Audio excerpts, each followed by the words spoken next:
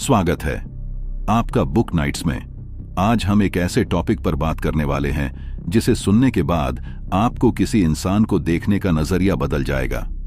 सोचो, अगर तुम किसी के भी दिमाग में झांक सकते कोई झूठ बोले मगर तुम असलियत जान लो, कोई कुछ कहे मगर तुम समझ लो कि वह असल में क्या महसूस कर रहा है, कोई कुछ करने वाला हो और तुम पहले ही भांप लो। यह कोई जादू नहीं, यह एक साइंस और एक कला है। हर इंसान अपने दिल की बातें छुपाना जानता है, लेकिन उसका दिमाग हमेशा सच्चाई बयां करता है।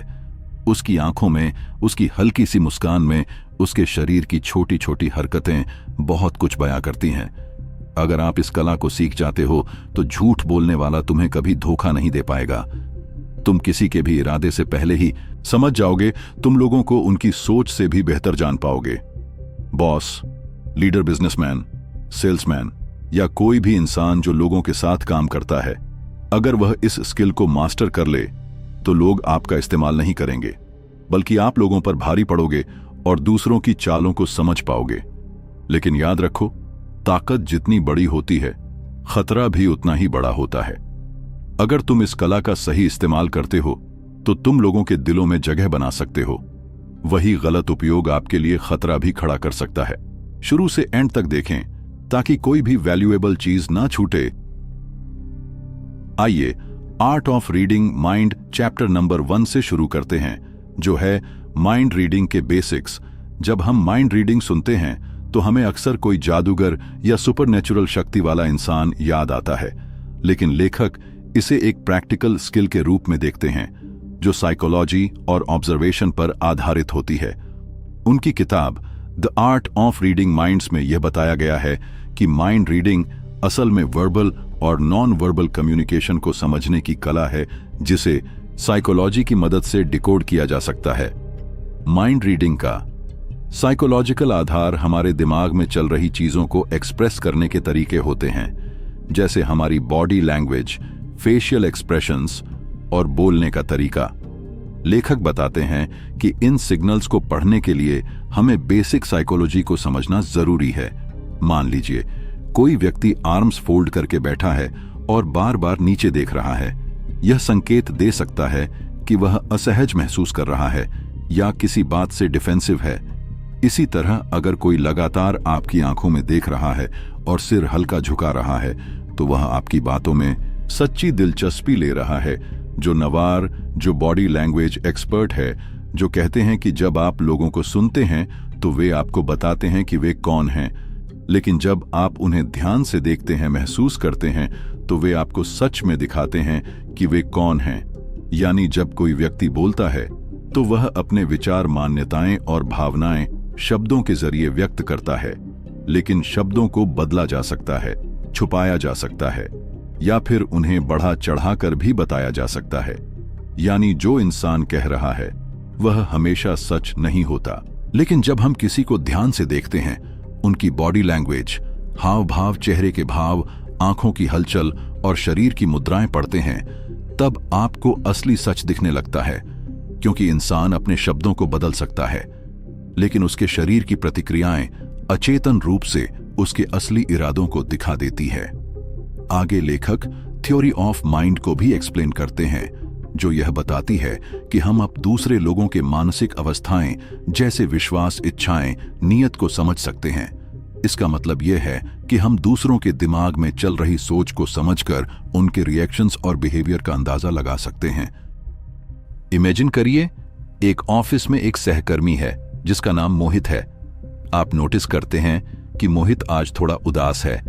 आप समझ सकते हैं कि मोहित का डिजायर हो सकता है कि उसका दिन बेहतर हो या उसे कोई ऐसी चीज चाहिए जो उसका मूड इंप्रूव करे।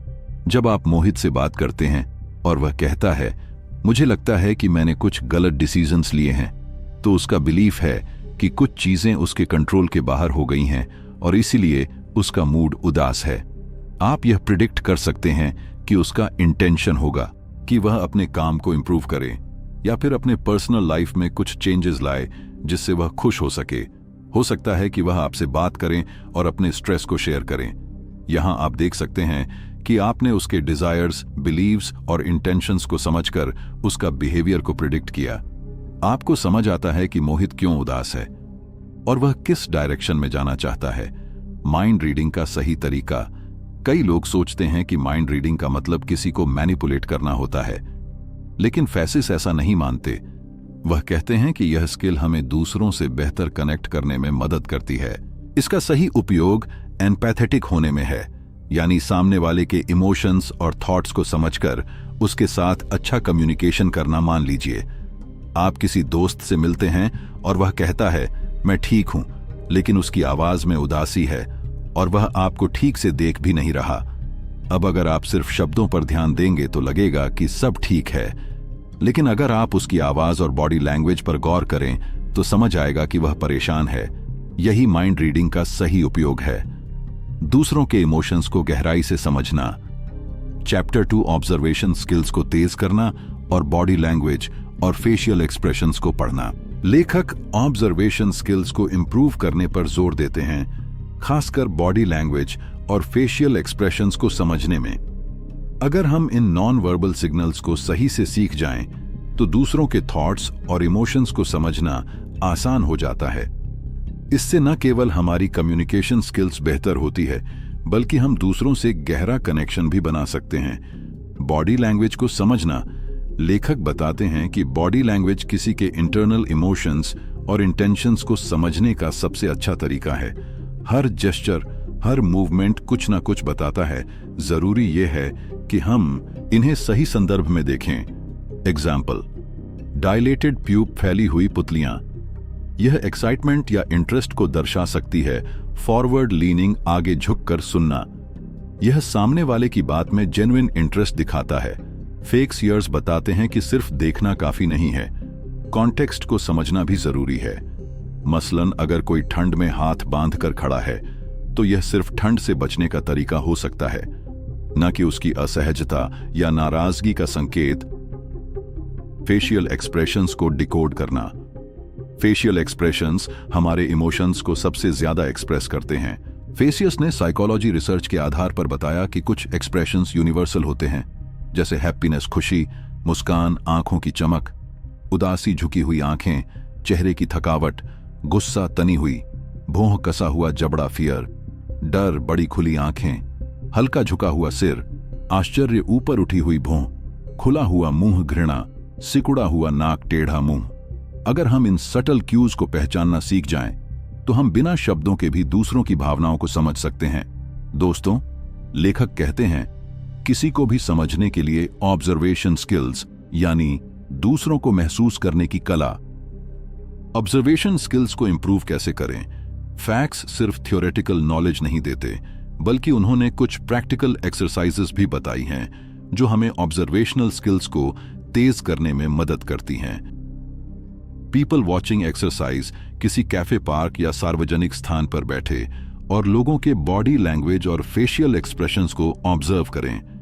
देखें कि वे कैसे रिएक्ट कर रहे हैं, उनके जेस्चर और एक्सप्रेशंस क्या संकेत दे रहे हैं। हैम मिरर टेक्निक।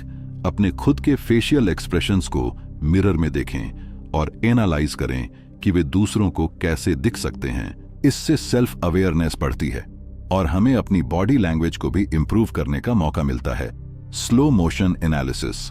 किसी कन्वर्सेशन के दौरान लोगों के माइक्रो एक्सप्रेशंस, बहुत जल्दी आने वाले सटल फेशियल एक्सप्रेशंस पर ध्यान दें। यह अक्सर कुछ मिलीसेकंड के लिए होते हैं, लेकिन अगर आप ध्यान से देखें तो यह बहुत कुछ रिवील कर सकते हैं। चैप्टर 3 इमोशनल इंटेलिजेंस को बेहतर करना। The art of reading minds में हेनरिक फेसियस ने इमोशनल इंटेलिजेंस के महत्व पर प्रकाश डाला है, जो माइंड रीडिंग के लिए बेहद जरूरी है। इमोशनल इंटेलिजेंस का मतलब सिर्फ अपनी ही भावनाओं को समझना नहीं है, बल्कि दूसरों की भावनाओं को पहचानने, समझने और उन्हें सही तरीके से मैनेज करने की क्षमता से है। यह एस्पेक्ट इसलिए महत्वपूर्ण है क्योंकि यह व्यक्ति को सोशल कॉम्प्लेक्शन को समझने और संभालने में मदद करता है, जिससे कम्युनिकेशन और इंटरपर्सनल रिलेशनशिप्स में सुधार आता है। लेखक इमोशनल इंटेलिजेंस को बेहतर करने की कुछ टेक्निक बताते हैं। सेल्फ अवेयरनेस, अपनी भावनाओं को समझना। फैक्ट्स का मानना है कि अगर हम दूसरों की भावनाओं को समझना चाहते हैं तो सबसे पहले हमें अपनी ही भावनाओं को समझना होगा। अगर हम अपने इमोशन से डिस्कनेक्टेड है तो दूसरों के इमोशंस को समझना मुश्किल हो जाता है। सेल्फ अवेयरनेस हमें यह समझने में मदद कर है कि हम किन सिचुएशंस में कैसे रिएक्ट करते हैं, और इसके आधार पर हम यह अनुमान लगा सकते हैं कि दूसरे व्यक्ति किसी परिस्थिति में कैसे महसूस कर सकते हैं। एग्जाम्पल मान लीजिए, किसी ने आपको अचानक से गुस्से में आकर कुछ कहा। अगर आप जानते हैं कि आप ऐसी स्थिति में कैसे रिएक्ट करते हैं, तो आप दूसरे व्यक्ति के गुस्से को समझ सकते हैं और इस पर सही प्रतिक्रिया दे सकते हैं। आपने देखा होगा, बहुत से लोग फालतू की बातों पर लड़ते रहते हैं, पर अगर अवेयरनेस का लेवल अधिक है तो आप फालतू की चीजों में नहीं उलझोगे। सेल्फ अवेयरनेस बढ़ाने के लिए फैक्ट्स कुछ टेक्निक्स रिकमेंड करते हैं। सेल्फ रिफ्लेक्शन, स्वयं पर विचार करना, रोजाना की घटनाओं पर विचार करें और देखें कि आपने कौन सी भावनाओं का अनुभव किया। मेडिटेशन, ध्यान, यह आपकी सोच को साफ करता है और आपको अपने भावनाओं से जुड़े पैटर्न्स को पहचानने में मदद करता है। जर्नलिंग, लेखन, अपनी भावनाओं को लिखकर समझने की कोशिश करें। इससे आपको अपनी इमोशनल ट्रिगर्स को जानने में मदद मिलेगी। एम्पैथी, दूसरों की भावनाओं को समझना और साझा करना। फेसियस कहते हैं कि सिर्फ यह पहचानना कि सामने वाला क्या महसूस कर रहा है काफी नहीं है। एम्पैथी का मतलब है उस व्यक्ति की भावनाओं को समझना और उन्हें महसूस करना। एम्पैथी से हम सिर्फ सरफेस लेवल इमोशंस नहीं, बल्कि गहरी और असल भावनाओं को भी समझ सकते हैं, जो किसी के विचारों और व्यवहारों को प्रभावित करती हैं। एम्पैथी बढ़ाने के लिए फेक्स एक्टिव लिसनिंग की सलाह देते हैं। इसका मतलब है कि आप पूरी तरह से उस व्यक्ति की बातों पर ध्यान दें, उनके शब्दों और आवाज के टोनों को समझें और उनकी भावनाओं और दृष्टिकोण को समझने की कोशिश करें। मान लीजिए, आपके दोस्त ने आपको बताया कि वह तनाव में है। सिर्फ यह नहीं कहना कि कोई बात नहीं, सब ठीक हो जाएगा, बल्कि समझने की कोशिश करें कि वह क्यों तनाव में है और इस पर उनकी भावनाओं को महसूस करें। इमोशनल मिररिंग, इमोशनल कनेक्शन बनाना। लेखक कहते हैं कि इमोशनल मिररिंग एक शानदार तरीका हो सकता है ताकि आप दूसरों के साथ गहरे भावनात्मक संबंध बना सकें। इसका मतलब है कि आप धीरे धीरे दूसरे व्यक्ति की भावनाओं का मिलान अपने ही एक्सप्रेशंस और बिहेवियर्स के माध्यम से करें। लेकिन इसका मतलब यह नहीं है कि आप सामने वाले को मिमिक करें, बल्कि आप अपनी असली भावनाओं के साथ उनके इमोशंस का जवाब दें। अगर कोई व्यक्ति दुखी है तो उसकी भावनाओं को समझते हुए आप अपने चेहरे पर उदास दिखा सकते हैं, जिससे वह महसूस करेगा कि आप उसके दर्द को समझ रहे हैं। यह तरीका उस व्यक्ति को आराम देता है और उसे लगता है कि उसे समझा जा रहा है। इमोशंस को मैनेज करना। फैक्सियो यह भी बताते हैं कि सिर्फ अपनी और दूसरों की भावनाओं को समझना ही काफी नहीं है, बल्कि उन्हें सही तरीके से मैनेज करना भी जरूरी है। अगर हम अपनी भावनाओं को ठीक से संभालते हैं तो मिसअंडरस्टैंडिंग्स और कॉन्फ्लिक्ट को रोका जा सकता है और एक अच्छा माहौल बनाया जा सकता है। चैप्टर 4, बातचीत में महारत हासिल करना। प्रभाव और प्रेरणा के लिए तकनीकें। हेनरिक फैक्स ने the art of reading minds में बातचीत की कला को माइंड रीडिंग की महत्वपूर्ण तकनीक बताया है। बातचीत सिर्फ सूचना का आदान प्रदान नहीं होती, बल्कि यह गहरे और अक्सर अनकहे इरादों और भावनाओं को समझने का एक तरीका भी है। असल में किसी को सही तरीके से मन पढ़ने के लिए यह जरूरी है कि आप न केवल यह सुने कि क्या कहा जा रहा है, बल्कि यह भी ध्यान दें कि इसे कैसे कहा जा रहा है और इसके पीछे का संदर्भ क्या है। ओपन एंडेड क्वेश्चंस का सही उपयोग एक प्रभावी तकनीक है।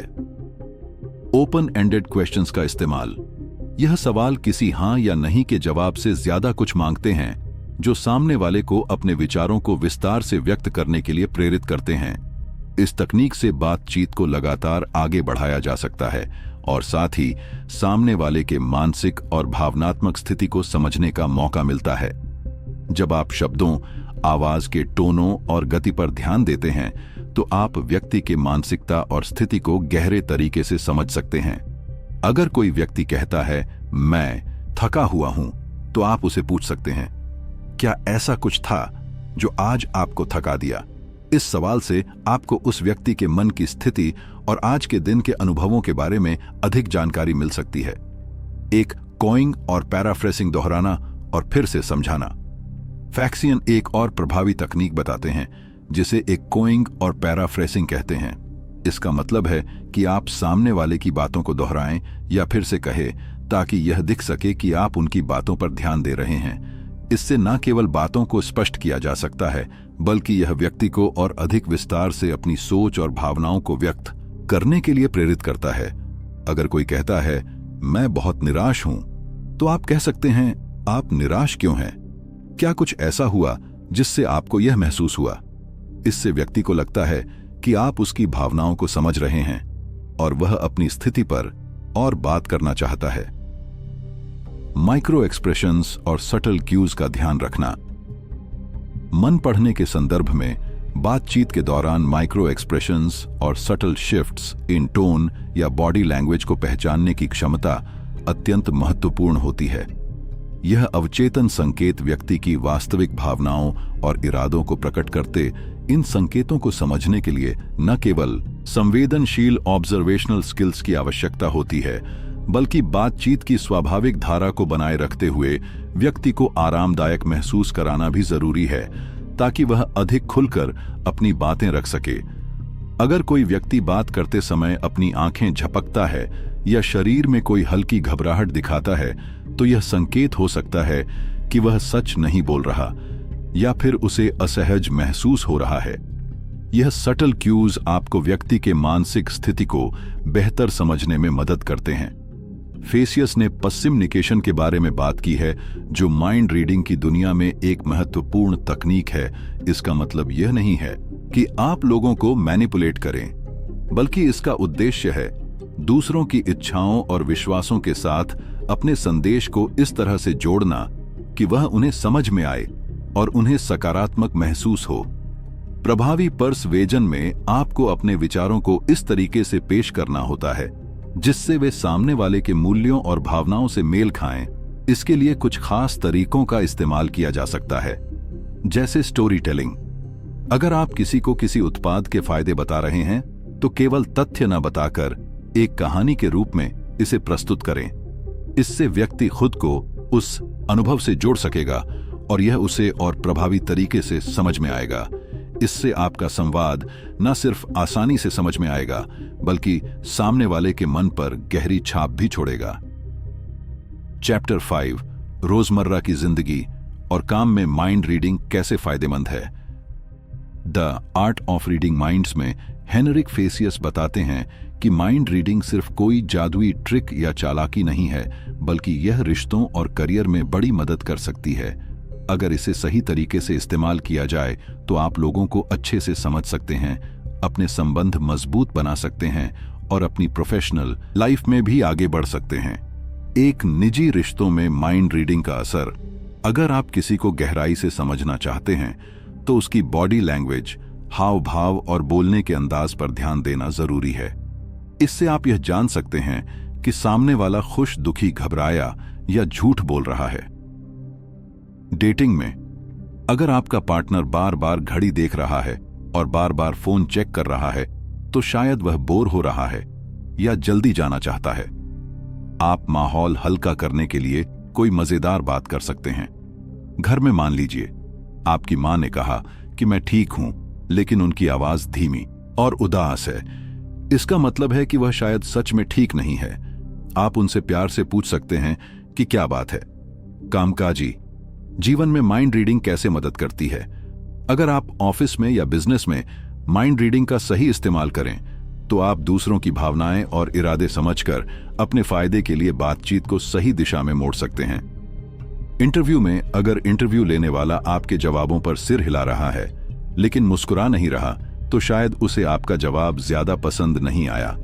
आप अपनी बात को थोड़े अलग अंदाज में कह सकते हैं। बिजनेस डील में अगर क्लाइंट आपकी प्रेजेंटेशन के दौरान आगे झुककर सुन रहा है तो इसका मतलब है कि उसे दिलचस्पी है, लेकिन अगर वह कुर्सी पर पीछे झुककर बैठा है और इधर उधर देख रहा है तो वह शायद बोर हो रहा है। 3 माइंड रीडिंग का सही और नैतिक एथिकल इस्तेमाल। फैक्सियन बताते हैं कि माइंड रीडिंग गलत इरादों से इस्तेमाल नहीं करनी चाहिए। इसे किसी को फंसाने, बेवकूफ बनाने या झूठी बातें मनवाने के लिए इस्तेमाल करना गलत है। क्या करना चाहिए? इसे लोगों को बेहतर समझने और रिश्ते सुधारने के लिए इस्तेमाल करें।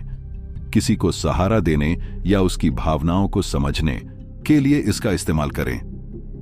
Chapter 6 continuous learning. समय के साथ माइंड रीडिंग को विकसित करना और निपुण बनाना। माइंड रीडिंग की कला को निर्विकसित करना एक लाइफ टाइम जर्नी है जिसमें लगातार प्रयास, सीखने और अनुकूलन एडेप्टेबिलिटी की आवश्यकता होती है। Henrik Fexeus the art of reading minds में बताते हैं कि दूसरों को प्रभावी ढंग से पढ़ने की क्षमता कोई जन्मजात प्रतिभा नहीं है, बल्कि यह एक कौशल है जिसे अभ्यास और सीखने से निपुण बनाया जा सकता है। माइंड रीडिंग को मास्टर करने के लिए जरूरी पहलू: निरंतर अवलोकन, कंटिन्यूअस ऑब्जर्वेशन। माइंड रीडिंग को सही से समझने के लिए सिर्फ शब्दों पर ध्यान देना पर्याप्त नहीं है, बल्कि आपको बॉडी लैंग्वेज, चेहरे के हाव भाव और छोटे छोटे इशारों, माइक्रो एक्सप्रेशंस को भी बारीकी से देखना होगा। अलग अलग माहौल और लोगों के साथ इन संकेतों को पहचानने का अभ्यास करना जरूरी है ताकि आपकी समझ बेहतर हो। परावर्तन, रिफ्लेक्शन और आत्म मूल्यांकन, सेल्फ इवैल्यूएशन। किसी भी बातचीत के बाद सोचे कि आपने क्या सही समझा और कहां गलती हुई। लोगों के हाव भाव, उनकी बातें और बातचीत के परिणाम का विश्लेषण करें ताकि गलतफहमियों को दूर किया जा सके और अपनी माइंड रीडिंग स्किल को और तेज किया जा सके। लगातार सीखना, कंटिन्यूअस लर्निंग। मनोविज्ञान, साइकोलॉजी, न्यूरोसाइंस और सामाजिक व्यवहार, सोशल डायनामिक्स पर रिसर्च और नई जानकारियां जुटाना जरूरी है। किताबें पढ़ना, वर्कशॉप में भाग लेना और वीडियो देखना माइंड रीडिंग को और बेहतर बना सकता है। तो दोस्तों, यह थे फैक्सिंग माइंड के कुछ महत्वपूर्ण नियम। मुझे उम्मीद है कि आपको यह वीडियो पसंद आया होगा और आपने इससे बहुत कुछ सीखा होगा। मुझे पता है एक बार में सब समझ नहीं आया होगा, इसलिए आप इस वीडियो को बार बार देखें, समझें और इसमें बताई गई बातें अमल में लाएं। अगर आपको यह वीडियो अच्छा लगा हो तो लाइक जरूर करें और अपने दोस्तों के साथ शेयर करें ताकि और लोग भी इन बेहतरीन नियमों के बारे में जान सकें। धन्यवाद।